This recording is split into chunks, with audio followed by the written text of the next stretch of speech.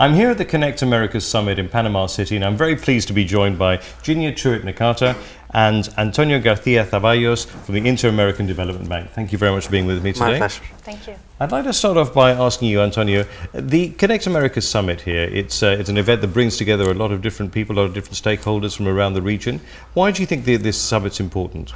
I think that this is the place to be. When you are talking about telecommunications and particularly the state of the art in the region, it's a great opportunity to have first-hand experience and share discussions with the governments around the Latin American and the Caribbean region, and particularly focus on issues which are going to be of great interest for the region to leapfrog and move ahead in the forthcoming years.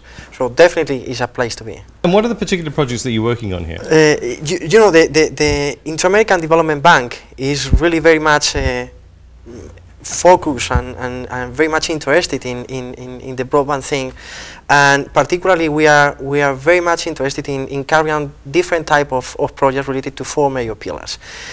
One of them is related to the development and supporting the governments around the Latin American and the Caribbean region in the definition of particular public policies, just to accelerate the penetration rate and usage of broadband around the different social strata, around the different small medium enterprises, and also particularly with all the public sector.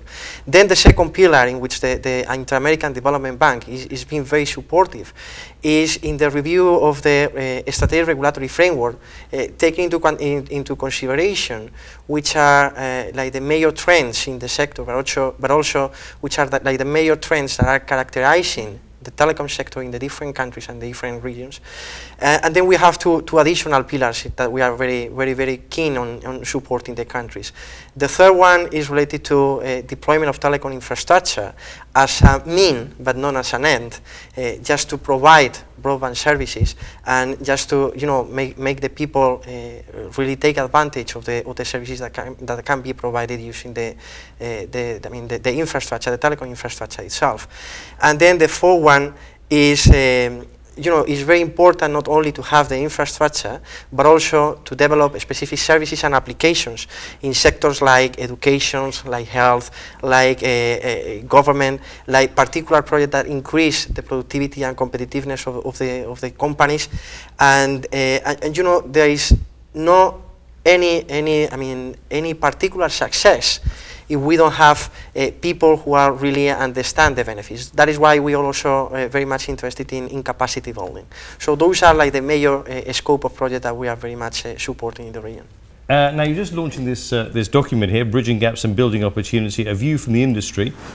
Your view of the industry is quite a wide one, is that right? Yes, that is correct. When we reached out to our partners, we really wanted partners who would represent not only the private sector, but also the foundations, the nonprofits, the multinationals, the local companies. And so in partnering to do this document, we have everyone from Belize Telemedia to Invenio, Connected Nation, the Gates Foundation, Alcatel-Lucent, Telefonica. So really it's a very even view from all of the different aspects of the industry. And tell us a little bit about the findings in this document. Yeah, there are like three major findings in the region that we have come up with after doing this report. The first one is that there is a low penetration rate of broadband services, and this has like two different dimensions. One dimension related to universal service, and another one related to universal access. So again, it is not about the deployment of the infrastructure itself, but it's also about making the users, understanding the users as citizens and companies, or as public administration, really make use of the infrastructure itself.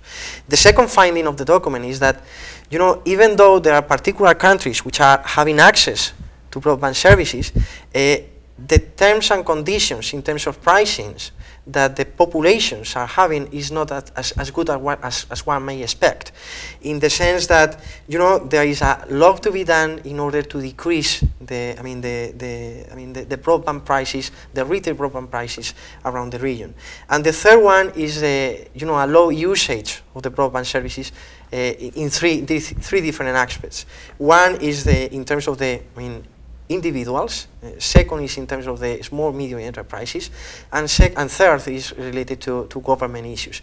But I would say, or I would highlight that the greatest finding of this document is that taking into account that this is a very capital-intensive sector, whatever interventions that is intended to be done by the governments needs to be somehow hand in hand with the private sector.